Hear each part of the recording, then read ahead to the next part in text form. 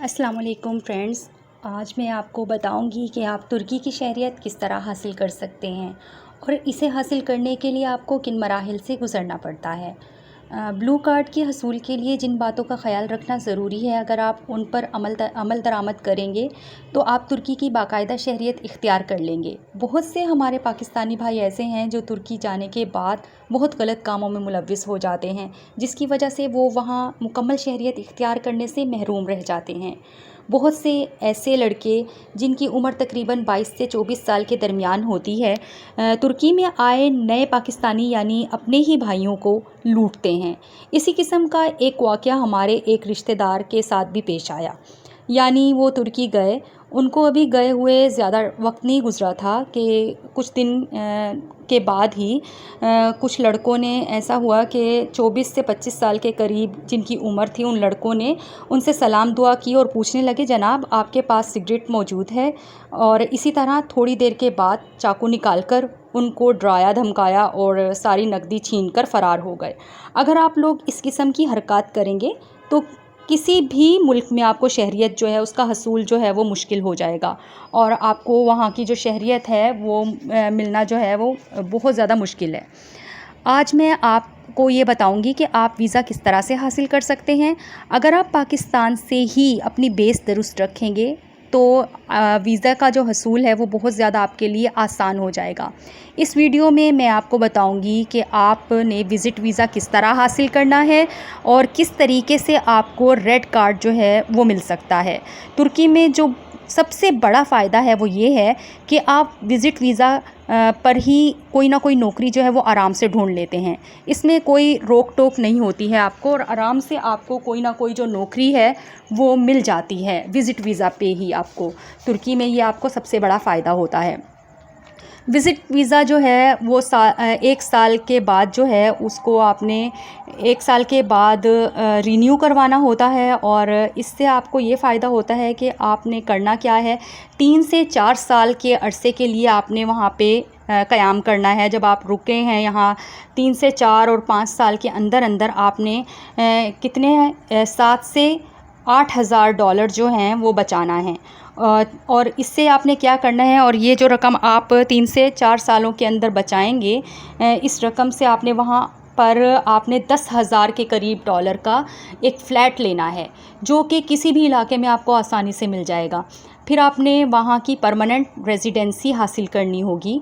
जब आप वहाँ पर 8 साल हो जाएंगे, आपको वहाँ आप 8 साल रह रहे हैं तो 8 साल का मतलब ये नहीं है कि आपने वहाँ पे बैठे रहना है, बल्कि आपने वहाँ पर इल्लीगल जो वहाँ पे रहना है उस तरीके से नहीं रहना है, आपने प्रॉपर तरीके से रहना है। आपके पास विज़िट वीज़ा होना चाहिए जिसे आपने यानी जैसे ही उसका टाइम ख़त्म हो तो आपने इसको रिन्यू करवाना है और इसको आपने कन्वर्ट करना है रेड कार्ड में। यही विज़िट वीज़ा जो है वो आपका रेड कार्ड में कन्वर्ट होगा। जब वो विज़िट वीज़ा रेड कार्ड में कन्वर्ट हो जाएगा तो फिर इसके बाद आपने ये करना है कि 2 साल से यानी आपको वहाँ पर 3 साल 2 साल लग सकते हैं। आपने वहाँ विज़िट वीज़ा जो है वहाँ पर उसको आपने कन्वर्ट करना है रेड कार्ड में, और जो कि हर साल जो है रिन्यू होता रहता है। आपको उस अरसे में 2-3 साल के यानी हर साल बाद जो है वो उसको रिन्यू करवाना है हर साल। यानी आप अगर अपना ये मामलात सही रखेंगे तो आपको इजीली आगे जो है वो वीज़ा के हसूल के लिए मुश्किलात पेश नहीं आएंगी, वीज़ा मिल जाएगा। आगे आपने करना ये होगा कि आपकी ये रिक्वायरमेंट है कि आपने हर साल ये जो वीज़े का जो हसूल है इसको आपने करना है, पूरा इसको मुकम्मल करना है। इसी टाइम के दौरान आपने 5 से 10,000 डॉलर के करीब कोई घर ख़रीदना है, जो सबसे अहम तरीन बात है, जो मुश्किल नहीं है। 8 से 10,000 आप आराम से कमा लेते हैं। अगर आप वहाँ पे जाकर नौकरी कर रहे हैं तो आप सेविंग करना शुरू कर देते हैं। ये ज़रूरी नहीं कि आपने जाते ही वहाँ पर घर ख़रीद लेना है। आपने करना ये है कि आप साल 2 साल वहाँ पे रहें और वहाँ कमाएं, और कमाने के दौरान आपने वहाँ पर यानी देखना है कि किसी ऐसे इलाके में जो वहाँ अंदर यानी छोटा कोई इलाका हो तुर्की में, तो वहाँ आपको आराम से 8 से 10,000 डॉलर में घर मिल जाएगा। और वो लोग जो ये वीडियो देख रहे हैं उनसे मेरी एक रिक्वेस्ट है, मैं ये कहूँगी कि आप प्लीज़ ये वीडियो आखिर तक देखें, क्योंकि अगर आप ये वीडियो आखिर तक देखेंगे तो इससे आपको ये फ़ायदा होगा, आपको मज़ीद मालूमात मिलेगी कि किस तरह से आप तुर्की का वीज़ा हासिल कर सकते हैं और आपको वीज़ा के हसूल में बहुत ज़्यादा आसानी का सामना करना पड़ेगा। ऐसे लोग जो ज़िंदगी में कुछ करना चाहते हैं, कुछ बनना चाहते हैं, उनके लिए सबसे ज़रूरी है कि वो पाकिस्तान से जब जाते हैं तो वो अपने पहले से ही प्लानिंग करके जाएं कि उन्होंने किस तरह से स्टेप बाय स्टेप आगे बढ़ना है और कौन कौन से उन्होंने डिसीजंस लेने हैं। अगर वो अपने मामलात सही रखेंगे तो आगे चल के उनके लिए आसानी पेश आएगी। वो ये जो लोग वीडियो देख रहे हैं ज़रूर वो इसको आखिर तक देखें, ये मैं उनसे एक बार फिर रिक्वेस्ट कर रही हूँ। इस दुनिया में किसी काम का भी कोई शॉर्टकट नहीं होता। हर चीज़ को हासिल करने के लिए मुख्तलिफ यानी कि आपको काम करने पड़ते हैं और सबसे ज़रूरी जो चीज़ है वो है मेहनत और लगन। अगर आप कोई काम मेहनत और लगन से कर रहे हैं तो आपको वो काम में आसानी होगी। अगर आप पहले से यानी किसी फ्यूचर का प्लान कर रहे हैं, प्लानिंग के साथ आगे बढ़ रहे हैं, तो उस सूरत में आप ज़रूर कामयाब होंगे। और तुर्की में जाकर आपने करना ये है कि वहाँ सेट होने की जो सबसे बड़ी रिक्वायरमेंट है कि वो वहाँ की किसी ऐसे शहर में जो शहर से बाहर इलाके होते हैं, यानी कि बहुत बड़े शहर में नहीं, अंदर की तरफ जो छोटे शहर होते हैं वहाँ पे आपको आराम से घर मिल जाता है। आपने घर ख़रीदना है और वो घर आपने इसलिए ख़रीदना है क्योंकि वो आपके डॉक्यूमेंट्स में आपकी रेजिडेंसी जो है वो शो होगी। और इसी दौरान आपने करना ये होगा कि आपने वहाँ पर घर ख़रीदने के साथ साथ अपनी टाइमिंग जो है उसको मैनेज करना होगा। वर्क उसी टाइम के दौरान आपने अपना परमानेंट रेजिडेंसी हासिल करनी है, अपना घर लेना है। उसके बाद आपने 8 साल बाद एक एप्लीकेशन देनी है।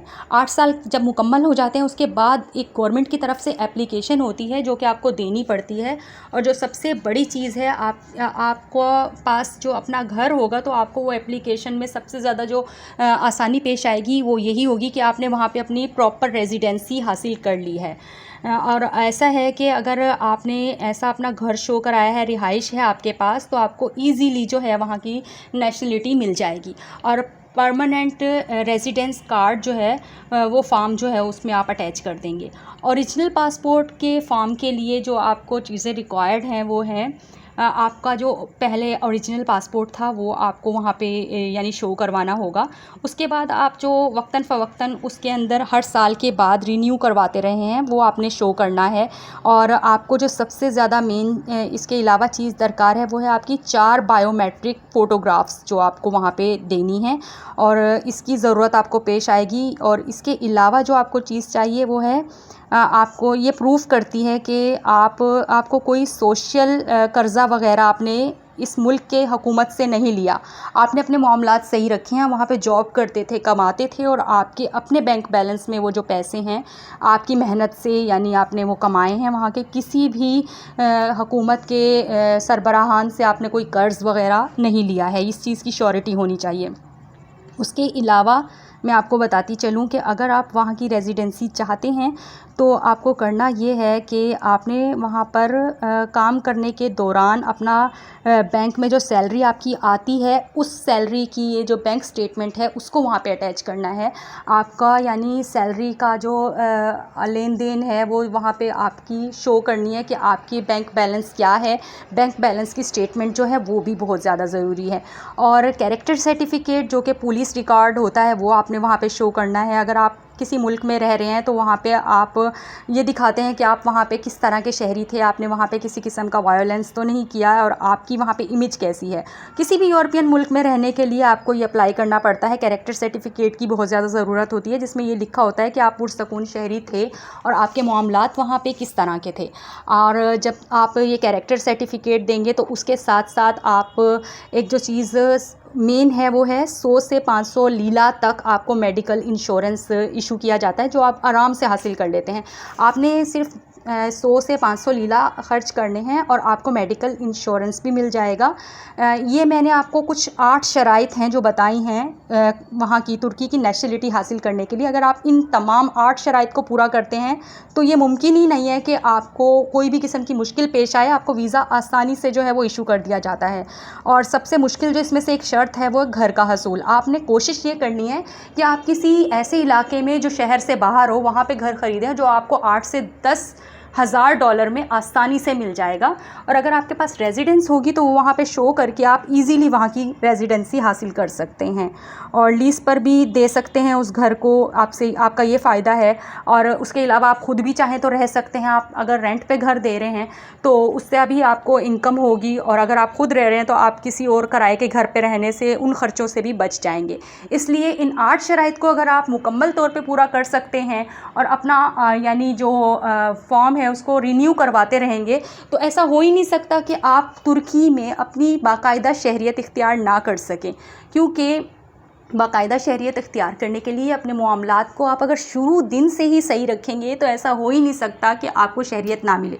अपना जो बैंक स्टेटमेंट है उसको क्लियर रखें। घर ख़रीदने के अलावा जो सबसे मेन चीज़ है वो ये है कि आप अपने जो आपके पासपोर्ट के और वीज़ा के जो मामलात हैं उनको सही रखें, रिन्यू करवाते रहें अपने पासपोर्ट को। इस तरह ना हो कि आप छुप के रह रहे हैं और यानी कोई काम नहीं कर रहे हैं। अगर आप नौकरी करेंगे, काम करेंगे, आपके बैंक अकाउंट में रकम जमा होगी, आप पैसे जमा करेंगे तभी आप घर ख़रीदेंगे और ये तमाम मामलात जो हैं वो आपको इस टाइम के अंदर अंदर पूरे करने होंगे।